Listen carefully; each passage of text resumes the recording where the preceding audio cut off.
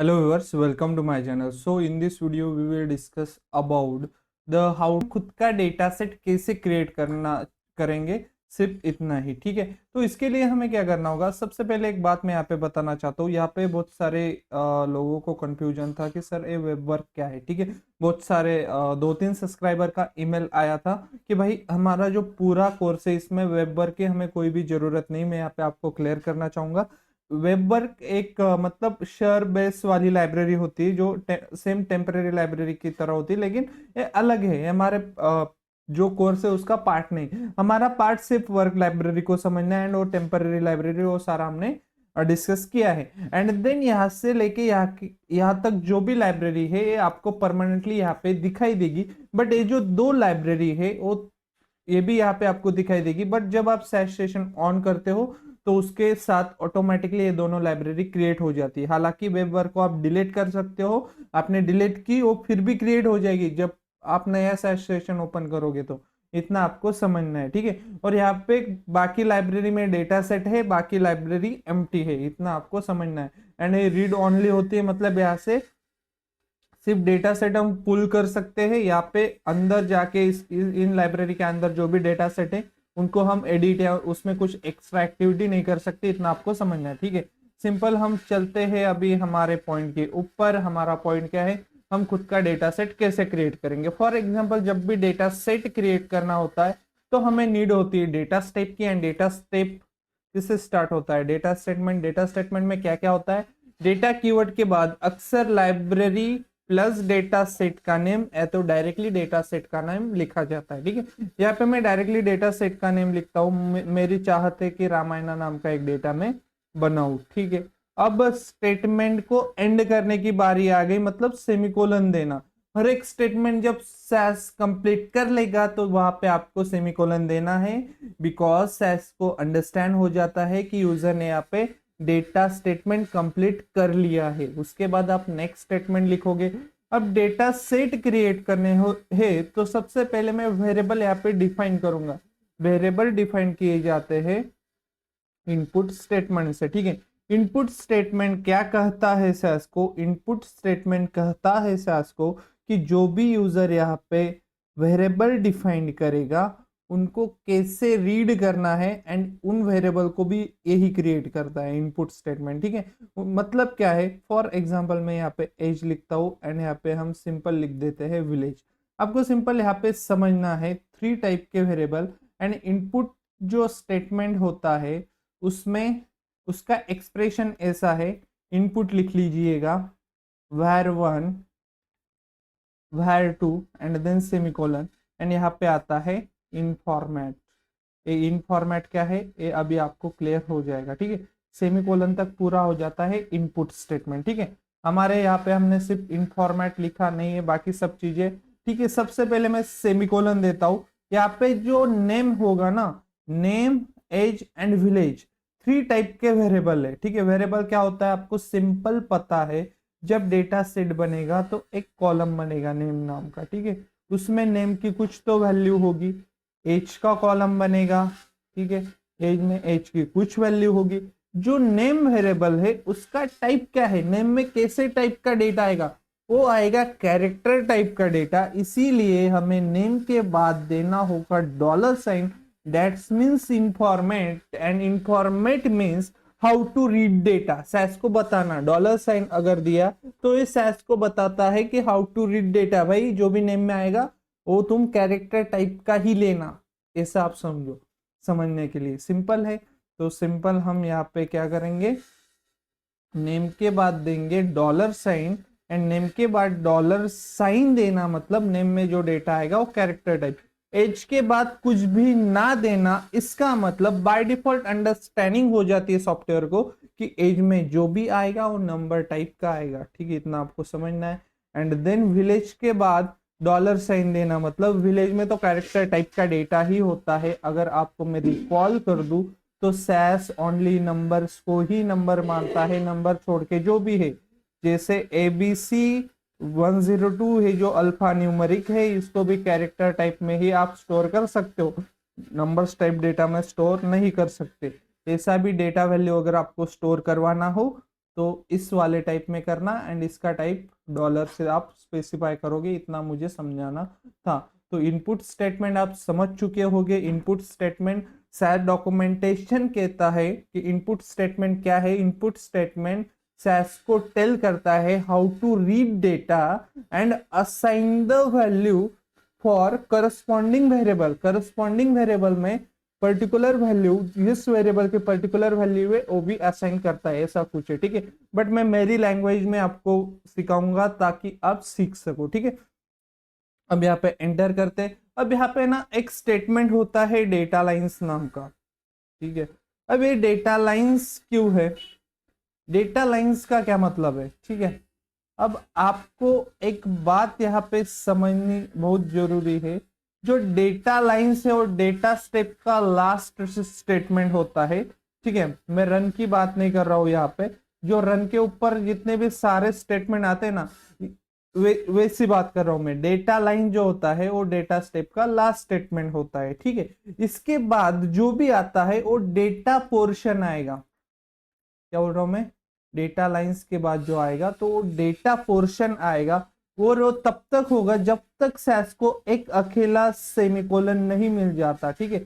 SAS को जब जब एक अकेला सेमीकोलन मिल जाएगा तो SAS अंडरस्टैंड हो जाएगा कि डेटा लाइंस की नेक्स्ट जो रो है उससे आगे सेमीकोलन तक जो भी लिखा है वो सारा डेटा वैल्यूज है या तो डेटा पोर्शन है। आपको मैं सिंपल समझाना चाहूँ तो डेटा लाइंस के बाद आप आलो हो जाते हो कि आपके ऑब्जर्वेशन लिखने के लिए।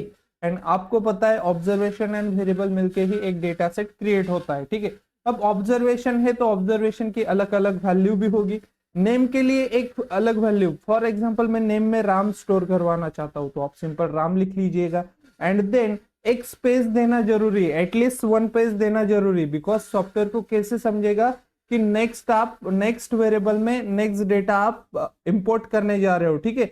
नेक्स्ट जो डेटा है एज का मुझे नेक्स्ट वेरिएबल में करना है तो मैं सिंपल यहाँ पे पेस्ट दूंगा एंड वहां पे 25 को स्टोर कर दूंगा। सेम वैसे ही मुझे अगर विलेज में करना है तो भाई एक स्पेस दो ना, उसको अंडरस्टैंड तो हो जाए कि आप विलेज में डालोगे। हम सिंपल डालेंगे अयोध्या विलेज में, ठीक है, सिंपल है। अभी यहाँ पे आपको सेमीकोलन नहीं लगाना। सेमीकोलन तब तक नहीं लगाना जब तक आप राइट नहीं कर लेते लास्ट रिकॉर्ड। आपको जब तक लिखना है तब तक लिखते रहे। मेरी केस में मैं अगर 2 ही रिकॉर्ड यहाँ पे राइट करना चाहता हूँ, मैं चाहता हूँ कि मेरी डेटा सेट में 2 ही रिकॉर्ड्स आए एंड 3 वेरिएबल आए, तो मैं यहाँ पे सिर्फ दूसरा रिकॉर्ड लिखूंगा एंड स्टॉप कर दूंगा। वो कैसे करूंगा ये अभी बताऊंगा, ठीक है।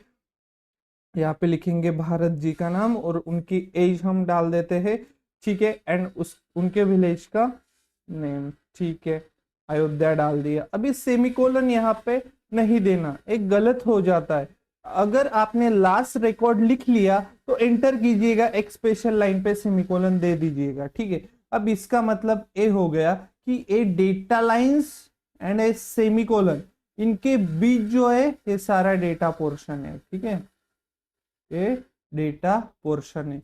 अगर आपको लिखने होते 3 रिकॉर्ड तो आप क्या करते, सिंपल है, यहाँ पे 3rd रिकॉर्ड आप लिखते, लक्ष्मण जी का नाम मैं लिख देता हूँ 21 और उनका विलेज सेम है अयोध्या, ठीक है।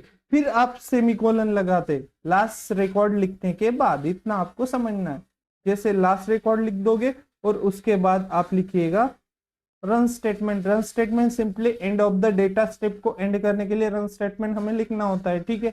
इतना आपको समझना चाहिए, ठीक है। अभी क्या होगा, अभी रन करने से पहले कुछ बात हम बता देंगे, ठीक है, कि सॉफ्टवेयर क्या करेगा। आपको है ना एक कहानी की तरह इसको समझना है, ठीक है। जैसे सॉफ्टवेयर गया डेटा के पास, ठीक है, उसने इंस्ट्रक्शन देखा डेटा रामायणा, मतलब उसको क्लिक हो गया कि वर्क लाइब्रेरी में भाई रामायणा नाम का डेटा सेट बना देना है, ठीक है, बना देता हूं।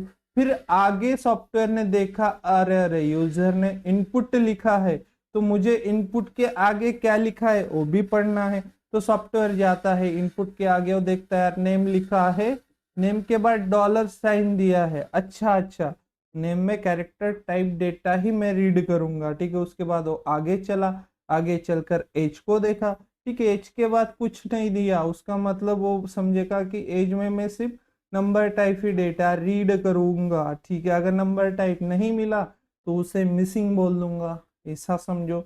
वैसे ही कैरेक्टर टाइप डेटा, एंड आगे जाता है, देखता है कि डेटा लाइंस लिखा गया है, इसका मतलब डेटा लाइंस के बाद जो भी होंगे वो वैल्यू मुझे यहाँ पे लाने हैं, यानी इनको ऑब्जर्वेशन मानना है।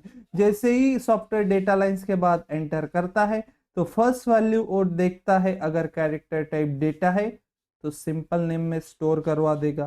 फिर नेक्स्ट जंप करेगा, एक स्पेस देके वहां पे देखेगा कि अच्छा यहाँ पे नंबर्स लिखा है क्या, ठीक है, और यहाँ पे भी यूजर ने नहीं दिया डॉलर साइन, तो इसको भी ले लेते हैं भाई, अपने इसमें स्टोर कर लेते हैं। फिर वो आगे चला, ठीक है, इसको मैच करेगा अयोध्या को, ठीक है, डॉलर साइन दिया है तो अयोध्या को विलेज में स्टोर करवा लो। ऐसा वो चलेगा, कब तक चलता रहेगा, जब तक उसे एक स्पेशल लाइन पे सेमिकोलन नहीं दिख जाता, एंड दिखा सेमिकोलन तो स्टॉप कर देगा, एंड जितने ऑब्जर्वेशन है उनको रीड करके एक रामायणा नाम के डेटा सेट में सारे ऑब्जर्वेशन स्टोर कर देगा। ठीक है, जो मैंने बताया वो सही है क्या, हो हम टेस्ट करके भी देखेंगे ना। तो यहाँ पे सिंपल सबमिट करते हैं कोड को, एंड देखो ये आउटपुट सिंपल वैसे ही आ गया। फॉर एग्जाम्पल आप ऐसा कर देते, कैसा कर देते, फॉर एग्जाम्पल आप कर देते यहाँ पे, फॉर एग्जाम्पल मैं ऐसे करता हूँ, मैंने डेटा टाइप्स में भी वो एक्सप्लेन किया है और अभी भी कर दूंगा। और यहाँ पे आप लिख दे राज। राज कौन से टाइप का डेटा है, कैरेक्टर टाइप का। देखो अभी क्या होता है, ये क्या है, ये क्या है, missing value. Okay, missing value represent करने का तरीका है, सैस पीरियड सिंबल से रिप्रेजेंट करता है। ठीक है, यहाँ पे क्या हुआ होगा पता है आपको, यहाँ पे सिंपल लास्ट टॉपिक है, वीडियो छोड़ के मत जाइएगा। ठीक है, वीडियो देखते रहिए, मैं बहुत ही इंपॉर्टेंट यहाँ पे डिस्कस करने वाला हूँ। ठीक है, सॉफ्टवेयर क्या करता है, जैसे ही मैंने एक कहानी से बताया कि वो एज में देखेगा, एज में क्या देखेगा, एज के बाद यूजर ने नहीं दिया है भाई डॉलर साइन। ठीक है, एज, एज के बाद डॉलर साइन नहीं दिया है, मतलब एज में मैं जो भी लूंगा, एज में जो भी स्टोर करूंगा वो सिर्फ नंबर टाइप का डेटा होगा।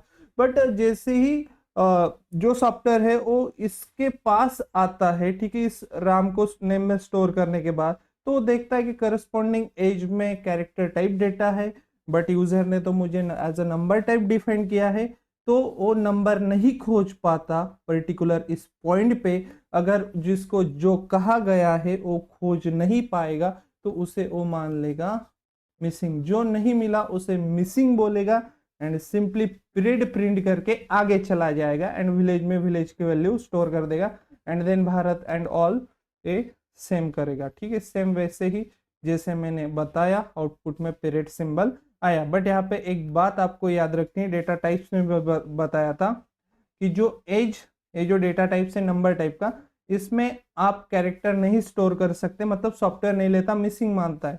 बट यही चीज अगर आप कैरेक्टर टाइप डेटा के साथ करते हैं, यहाँ पे नंबर स्टोर करवा देते, तो ये नंबर स्टोर हो जाता है but as a character type होता है। वो मैं करके दिखाता हूँ, वो मैं हमने डेटा टाइप्स में भी एक्सप्लेन किया है, आप वो देख सकते हैं। ठीक है, हम सिंपल यहाँ पे करते हैं, वेल होता है कि नहीं देख लेते हैं, होगा ही। ठीक है, हमने डिस्कस किया है तो होना ही चाहिए। ठीक है, देखो 12 हो गया, लेकिन लेकिन ये बात आपको ध्यान रखनी। ठीक है, जब आप किसी भी नंबर टाइप वेरिएबल में अगर आप ऐसी वैल्यू स्टोर करवाना चाहते हो जो कि है कैरेक्टर टाइप, उस केस में वो मिसिंग वैल्यू देता है। वो कैसे देता है हमने सारा एक्सप्लेन किया है। नेक्स्ट वीडियो में हम देखेंगे बाय डिफॉल्ट लेंथ कितनी लेता है नंबर्स टाइप डेटा के लिए, कैरेक्टर टाइप डेटा के लिए, सॉफ्टवेयर, वो सारी चीजें हम देखेंगे। इस वीडियो में था हमने बेसिक सा एक टेबल है, एक डेटा सेट हम कैसे क्रिएट करते हैं वो बताया था। प्लीज चैनल को सब्सक्राइब कीजिएगा एंड वीडियो को लाइक करना है, एंड देन हमें फॉलो करते रहिए। Thanks for watching.